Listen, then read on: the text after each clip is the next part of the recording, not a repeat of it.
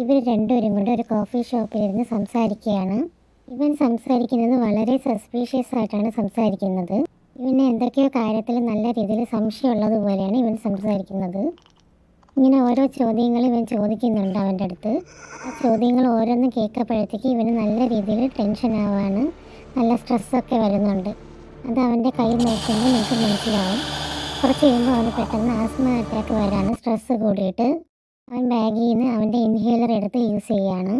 ആ ഇൻഹേലർ എടുക്കുന്നതും അവൻ ബ്രീത്ത് ചെയ്യാൻ കഷ്ടപ്പെടുന്നതിൻ്റെ സൗണ്ടും ഇൻഹേലർ അടിക്കുന്നതിൻ്റെ സൗണ്ടും ഒക്കെ കേൾക്കുമ്പോൾ ഈ ചോദ്യം ചോദിക്കുന്ന ആൾക്ക് നന്നായിട്ട് ഡൗട്ട് വരികയാണ്. ഇവൻ ശ്വാസം വിടുന്ന ഈ സൗണ്ട് കേൾക്കുമ്പോൾ, കാരണം ഈ ഡ്രാമയുടെ ഫസ്റ്റ് പാർട്ടിൽ ഞാൻ പറഞ്ഞിട്ടുണ്ടല്ലോ ഇവനൊരു ആക്സിഡൻറ്റ് ഉണ്ടാക്കിയെന്ന്. ആ ആക്സിഡൻറ്റിൽ ആ ആൾ മരണപ്പെട്ടിട്ടുണ്ടായിരുന്നു. അപ്പോൾ അവൻ്റെ അച്ഛനാണിത്. ആ പയ്യൻ ഇങ്ങനെ മരിച്ചു കിടക്കുന്ന സമയത്ത്, ആ പയ്യൻ മരിച്ചിട്ടില്ലായിരുന്നു, അവന് ചെറിയ രീതിയിൽ ജീവനുണ്ടായിരുന്നു. ആ മരിക്കാൻ കിടക്കുന്ന പയ്യൻ്റെ ഫോൺ എടുത്ത് അവൻ്റെ അച്ഛനെ വിളിക്കാൻ പോകുമ്പോൾ ഇവന് ആസ്മ അറ്റാക്ക് വീണ്ടും വരും. ഇവൻ ബ്രീത്ത് എടുക്കാൻ കഷ്ടപ്പെടുന്ന സൗണ്ട് അവൻ്റെ അച്ഛൻ കേൾക്കുന്നുണ്ടായിരുന്നു.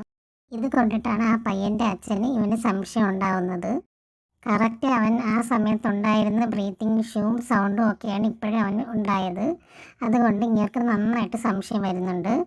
പക്ഷെ അത് മാത്രം പ്രൂഫാക്കി നമുക്ക് എടുക്കാൻ പറ്റില്ലല്ലോ.